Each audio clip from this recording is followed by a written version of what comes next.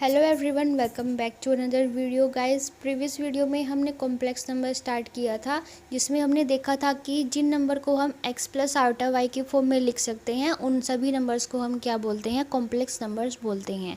आज की इस वीडियो में हम करेंगे आर्गेन प्लेन। तो आर्गेन प्लेन क्या होते हैं? The complex numbers z is equal to x plus iota y can be represented graphically by the point p। ठीक है, तो आर्गेन प्लेन में क्या होता है कि हम कॉम्प्लेक्स नंबर को ग्राफिकली शो करते हैं। ठीक है, whose rectangular coordinates are x y, और जिनके जो कोऑर्डिनेट्स होते हैं वो एक्स और वाई होते हैं। Each point in the plane is associated with a complex number. तो आर्गेन प्लेन में जितने भी पॉइंट होंगे वो सभी कैसे होंगे, कॉम्प्लेक्स नंबर होंगे। ठीक है, तो फॉर एग्जांपल हमने किसी आर्गेन प्लेन में कोई पॉइंट पी लिया है जिसमें जो पॉइंट्स हैं वो क्या हैं, कॉम्प्लेक्स नंबर है। कॉम्प्लेक्स नंबर क्या है, z is equal to x plus iota y. तो ऐसे ही प्लेन को हम क्या बोलेंगे, आर्गेन प्लेन बोलेंगे। हमने ये 2D प्लेन लिया है एक्स एक्सिस और वाई एक्सिस पर। एक्स एक्सिस को हम रियल एक्सिस बोलेंगे और वाई एक्सिस को हम इमेजिनरी एक्सिस बोलेंगे। तो इस पर हमने कोई पॉइंट P लिया है जिसका जो पॉइंट है वो क्या है, z है। ठीक है, z कैसा है, एक कॉम्प्लेक्स नंबर है।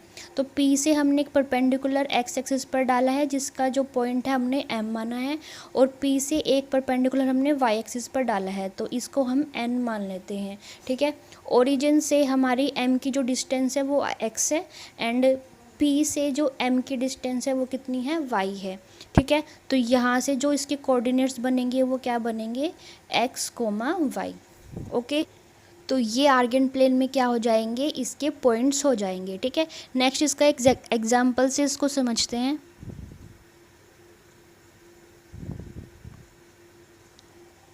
एग्जाम्पल हमें दिया है, represent the complex number z is equal to 5 minus 3 iota.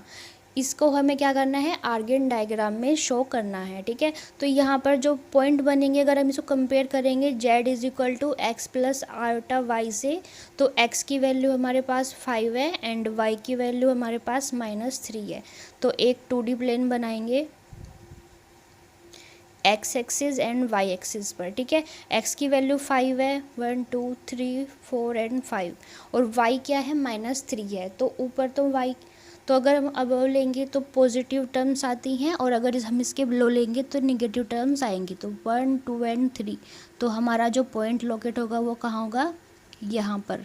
ठीक है, 5 -3, तो ये हो जाएगा हमारा आर्गेन डायग्राम में पॉइंट्स लोकेट। ठीक है, तो ये हमारा कौन से क्वाड्रेंट में है, हमारा 4th क्वाड्रेंट में है। ओके, नेक्स्ट है हमारे पास conjugate of a complex number. ठीक है, कॉम्प्लेक्स नंबर का कॉन्जुगेट क्या होगा, तो let z is equal to x plus iota Y हमारा एक कॉम्प्लेक्स नंबर है।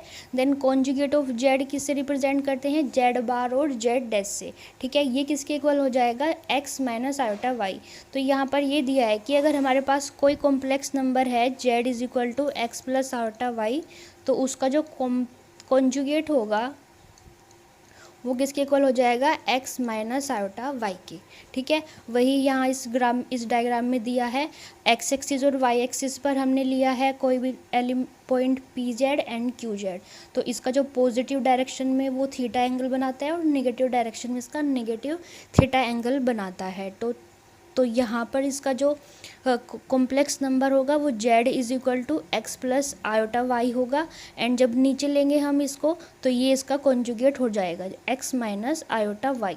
ओके, आई होप आपको समझ में आ गई है। नेक्स्ट देखते हैं, तो यहाँ पर एक एग्जांपल लिया है, अगर हमारे पास z is equal to 3 + 4 iota है तो इसका कॉन्जुगेट क्या हो जाएगा, z bar is equal to 3 - 4 iota. ठीक, जो y वाले टर्म होगी वो हमारी माइनस में आ जाएगी। ओके, नेक्स्ट है properties of a conjugate of a complex number. तो कॉन्जुगेट की हमें यहाँ पर कुछ प्रॉपर्टीज दी है।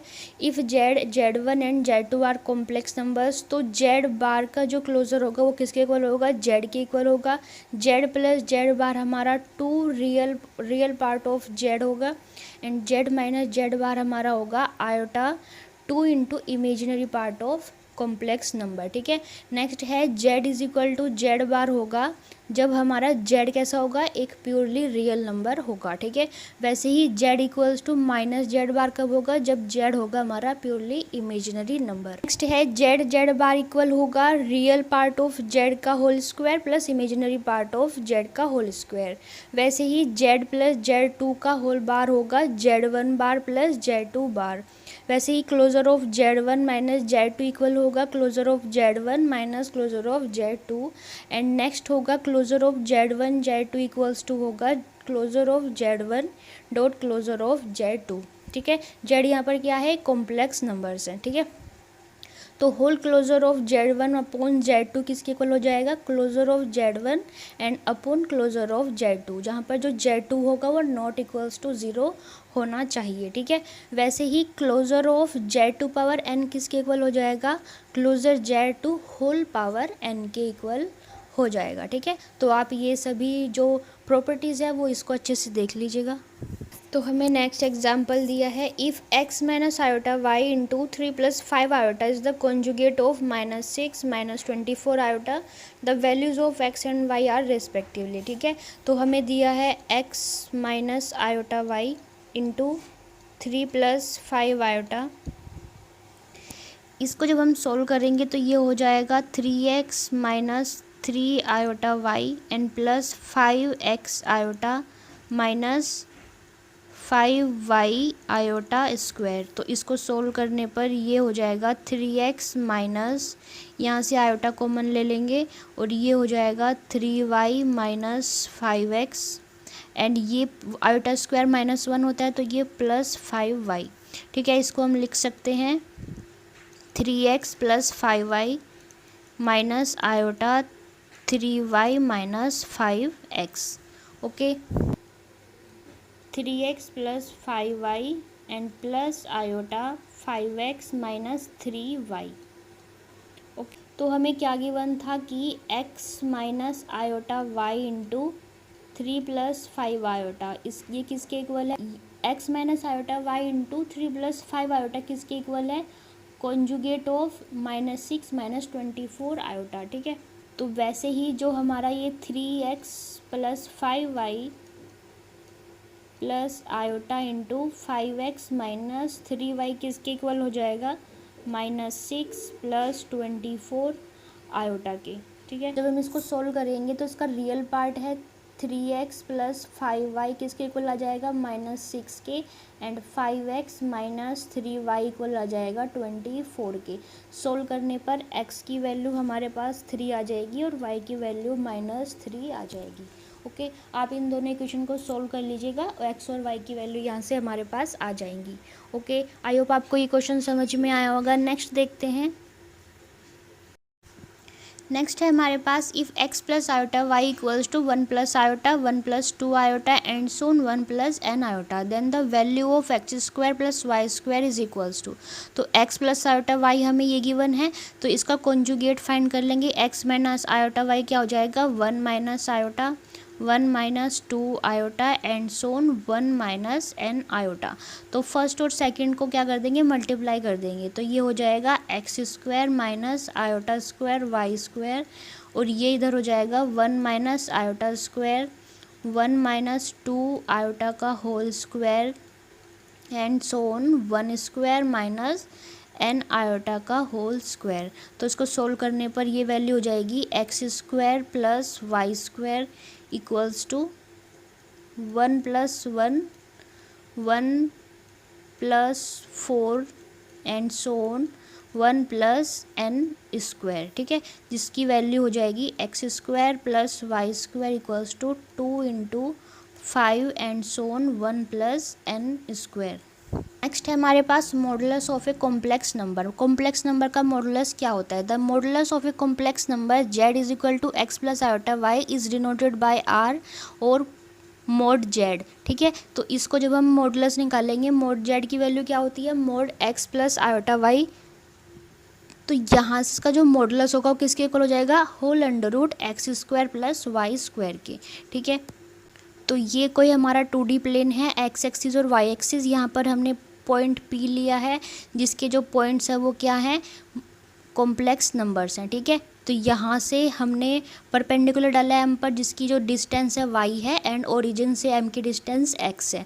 तो इसका ये क्या, तो गाइज़ ये क्या बन गया है, एक राइट ट्रायंगल बन गया है। तो इसमें जो o से p की जो डिस्टेंस होगी वो क्या होगी, whole under root x square plus Y square. आप इसको पाइथागोरस थ्योरम से भी निकाल सकते हैं। तो इसी वैल्यू को हम क्या बोलते हैं, मॉडुलस ऑफ कॉम्प्लेक्स नंबर, जिसको हम r से रिप्रेजेंट करते हैं या फिर मॉडुलस ऑफ z से भी रिप्रेजेंट करते हैं। ठीक है, तो वही यहाँ पर दिया है कि modulus of z represent distance of complex number p origin. ठीक है, p क्या है, ओरिजिन से p की जो डिस्टेंस है उसी को हम क्या बोलते हैं, मॉडुलस ऑफ कॉम्प्लेक्स नंबर्स बोलते हैं। नेक्स्ट हमारे पास क्या है, properties of modulus of complex numbers. इसकी प्रॉपर्टी है, तो मॉडुलस ऑफ जेड अगर ग्रेटर देन इक्वल्स टू 0 है and modulus of z equals to 0 है, कब होगा, if and only if z equals to 0।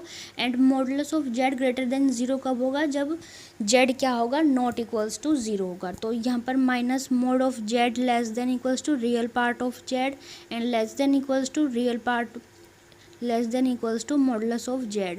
वैसे ही माइनस मॉडुलस ऑफ जेड कब होगा, less than equals to imaginary part of z and less than equals to mod z. ठीक है, तो मॉड जेड इक्वल्स टू होगा closure of mod z and equals to होगा modulus of minus Z, और ये इसके इक्वल होगा modulus of minus closure of Z. वैसे ही नेक्स्ट है Z into closure of Z किसके इक्वल होगा, मॉडुलस ऑफ जेड का होल स्क्वायर। वैसे ही modulus of Z one into Z two किसके इक्वल हो जाएगा, modulus of Z one into modulus of Z two की। नेक्स्ट है modulus of Z one upon Z two equal हो जाएगा modulus of Z one upon modulus of Z two, and modulus of Z to power n किसके equal हो जाएगा, modulus of Z to whole power n के equal हो जाएगा। ठीक है, वैसे ही ये नेक्स्ट है, आप इसको भी देख लीजिएगा। एंड यहाँ पर है let z one and z two be यानी टू कॉम्प्लेक्स नंबर। अगर जेड वन और जेड टू हमारे पास टू कॉम्प्लेक्स नंबर्स हैं, तो modulus of Z one, modulus of Z two and modulus of Z one plus minus modulus of Z two are sides of a triangles. तो ये सभी क्या होंगी, ट्रायंगल्स की साइड्स होंगी। ओके, जिसमें जो फर्स्ट होगी modulus of Z one plus minus Z two less than equals to होगी modulus of Z one plus modulus of Z two, and वैसे ही सेकंड होगी modulus of Z one plus minus Z two less greater than and equals to होगी modulus whole modulus of modulus Z one minus modulus of Z two की। ठीक है, तो modulus of Z one plus modulus of Z to is the greatest possible value होगी modulus of Z one plus Z two की, और least possible value होगी जब whole modulus of Z one minus modulus of Z two होगा। Okay, next example है इसका। तो नेक्स्ट हमें ये क्या बताना है, for any complex number Z the minimum value of modulus of Z plus modulus of Z minus two, modulus of Z plus modulus of Z minus to. ठीक है, इसको सोल्व करेंगे, ये क्या हो जाएगा, तो गाइज इसको हम ऐसे भी लिख सकते हैं modulus of Z plus modulus of two minus Z, and ये equal greater than equals to हो जाएगा modulus of Z plus two minus Z. ठीक है, तो यहाँ से ये किसके इक्वल, ये सोल्व करने पर modulus of Z two plus modulus of Z minus two greater than equals to आ जाएगा मॉडुलस ऑफ, यहाँ से हमारा जेड कैंसिल हो जाएगा एंड टू आ जाएगा जो कि किसके इक्वल होगा, टू के इक्वल होगा। ठीक है, तो इसकी जो मिनिमम वैल्यू होगी वो क्या होगी, हमारी टू होगी।